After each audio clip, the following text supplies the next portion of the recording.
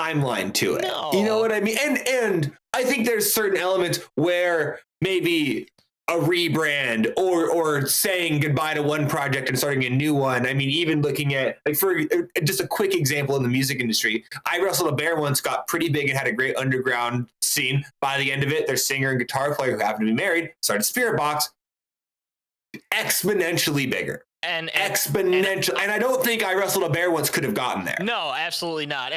You referenced that band, and I was going to reference one of the other bands people talk about right now that, like, people act like fakely blew up or something, which is Sleep Token, and people will be like where did that come from or whatever. Dude, else. It's like Sleep they've had Token's music also out for forever, like since like 26 forever, like for 5-6 years. You know what I mean? Like they've been new, around you know? for a minute, and obviously their identities are hidden. But if you do look into that band, you'll see that the producers that they're working with and the people, they're very clearly in the industry. Yes, they're very, very, very clearly in the industry. They also like know what they're doing.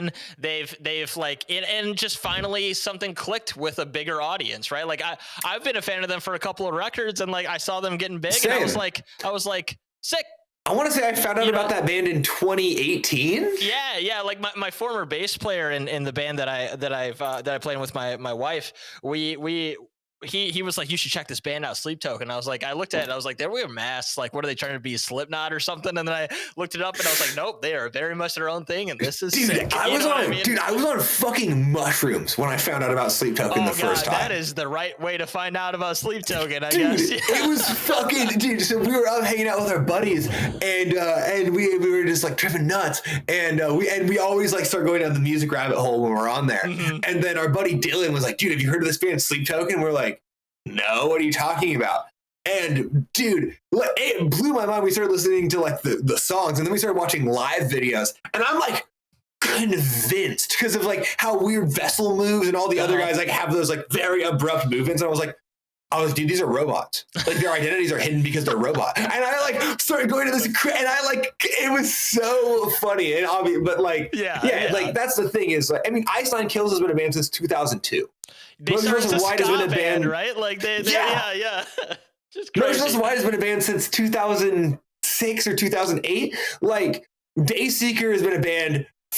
I don't forget when they started, but fuck, dude, I've seen Dayseeker. I can think of was like 2015, 2014. Like they've been around for a long time. I've seen Dayseeker. I've known about Dayseeker since at least 2013, 2014. Yeah, I've watched that band play to no people a few times, and now look at them.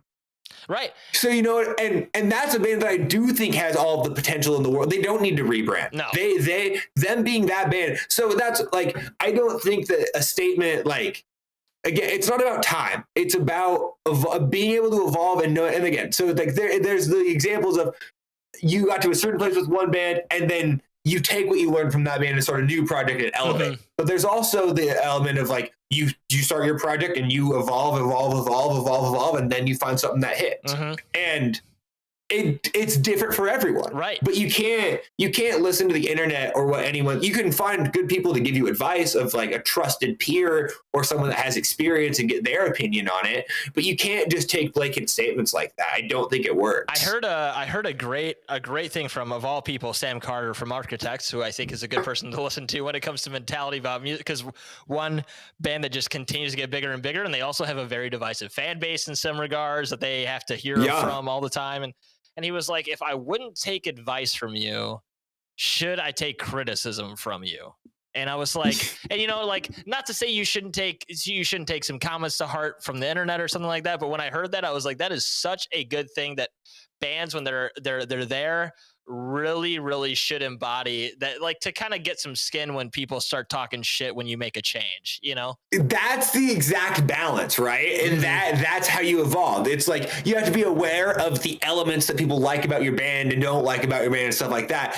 And then you also have to be aware that when you make a big change, especially like a band like Architects, or a band that has, like, Architects has a very staple metalcore fan base. And thankfully they've gotten bigger. So I think they also have a lot more newer, open-minded people, especially with the last couple of records. Like I've been a fan of Architects since day one. Same. Fucking dude, Architects was like my band for a minute. Like, dude, I like the record that they hate, dude. Like day in, day out, that song is great. I don't think they have a bad one, to be honest. I don't think they have a bad one.